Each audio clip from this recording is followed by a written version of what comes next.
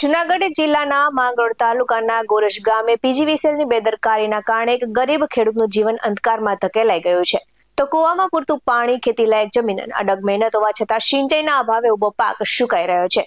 તો સરકારી વચનો અને વાસ્તવિકતા વચ્ચે ફસાયેલા ખેડૂત માટે હવે પ્રશ્ન એ છે કે ન્યાય માટે અંતે દરવાજો ખખડાવો તો કોણ? જોઈએ આ અહેવાલમાં. નમસ્કાર દર્શક મિત્રો, BS9 TV ન્યૂઝમાં આપની સાથે હું છું નેહા પટેલ.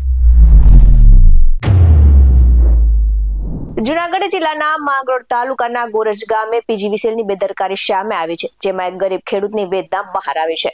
તો છેલ્લા 5 વર્ષથી પીજીવીસીએલ માટે મોટર લાઇટ કનેક્શન માટે અરજીઓ કરી હોવા છતાં આજ દિન સુધી કનેક્શન નહીં મળતા ખેડૂતની હાલત કફોડી બની છે.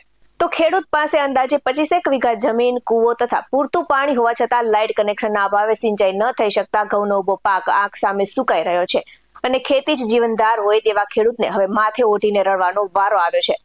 પરંતુ એની વાત સાંભળવા માટે કોઈ તૈયાર નથી. તો ખેડૂત છેલ્લા 5 વર્ષથી પીજીવીસીએલ કચેરીના ચક્કર કાપી રહ્યા છે અને વારંવાર રજૂઆતો કરવા છતાં કોઈ પરિણામ મળ્યું નથી. તો કુવામાં પાણી છે, જમીન પણ તૈયાર છે, મહેનત પણ પૂરી છે, છતાં માત્ર વીજ કનેક્શનના અભાવને લઈને આખો પાક બરબાદ થઈ રહ્યો છે.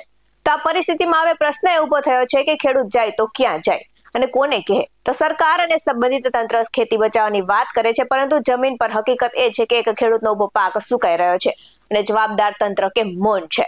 તો હવે તો આ તાત્કાલિક રીતે પીજીવીસીએલ દ્વારા લાઇટ કનેક્શન આપવામાં નહીં આવે તો ખેડૂતને ભારે આર્થિક નુકસાન ભોગવવું પડશે અને તેની જવાબદારી કોણ લેશે તે સૌથી મોટો પ્રશ્ન બની રહ્યો છે. આ સાથે જ સાંભળીએ ગોરજ ગામના ખેડૂત ભીખાભાઈ ડોડિયા પાસેથી વિગતે. નામ ભીખાકર્ષણ ડોડિયા છે, ગામ ગોરજ, તાલુકો માંગરોળ, જિલ્લો જુનાગઢ. હવે મારું પોઝિશન એ છે કે આ 25 વીઘા જમીન છે મારી પાસે ગોરજની હિમની. હવે મેં નવું કનેક્શન અને નવો કૂવો કર્યો. ત્યાં 2021માં ટીસી ઊભું કરી ગયા અને 12 પોલ ઊભા કરી ગયા. એક બીજું પછીનું ટીસી ઊભું કરેલું છે, પણ પાવર મને મળતો નથી. એ 11નું જોડાણ કરતા નથી, બરાબર. તો એને માટે મારે શું પગલાં લેવા જોઈએ? 25 વીઘા ઘઉંમાં અહીં અત્યારે પાણી છે, પણ હમણાંથી હવે 2-3 દિવસથી પાણી ઘટશે, એટલે મારે ત્યાંથી પાણી લેવાનું છે. તો અહીંથી હું સર્વિસ નાખું, મારી પાસે 15 હોર્સ પાવરનો લોડ વધારો આપેલો છે જૂના કનેક્શનમાં. તો 2000 ફૂટ સર્વિસ નાખું તો પાવર મારે ઘટે. તો હવે એ કૂવો ભરેલો છે, એમાંથી પાણી મને મળતું નથી. તો એનું શું? હવે એ કેસમાં ને ડેપ્યુટર કલેક્ટરમાં નાખ્યો માંગરોળ જીએબીએ, પણ ડેપ્યુટર કલેક્ટરમાં 3 નોટિસ આવી, 3 વખત મેં ધક્કા ખાધા, પણ મને કોઈ જવાબ મળ્યો નથી. એટલે આને માટે પગલાં લેવા વિનંતી. અટલ પોઝિશન આ ઘઉં છે ને હુકાઈ છે, બરાબર.